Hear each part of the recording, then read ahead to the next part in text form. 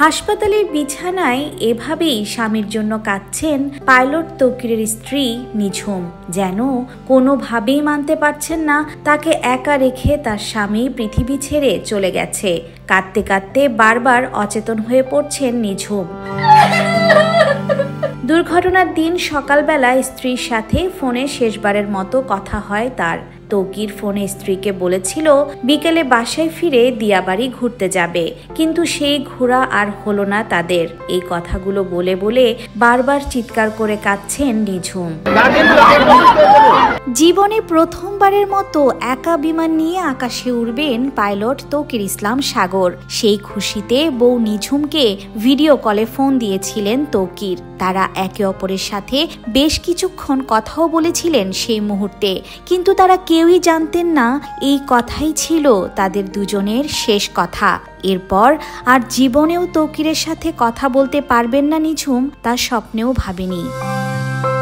নিঝুম বলেন, আমাদের মধ্যে চেনা জানা সম্পর্ক খুব অল্প দিনের। তাছাড়া ওর সাথে সংসার করেছিলাম মাত্র 6 মাস হবে। পারিবারিকভাবে বিয়ে হয় আমাদের। ও শুধু ভালো স্বামী ছিল না, ও আমার জীবনের একজন ভালো বন্ধুও ছিল।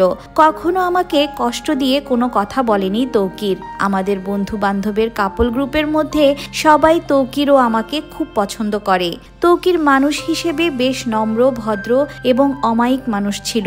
ও আমাকে এত জলদি ছেড়ে গেল, আমি এখন কি করব?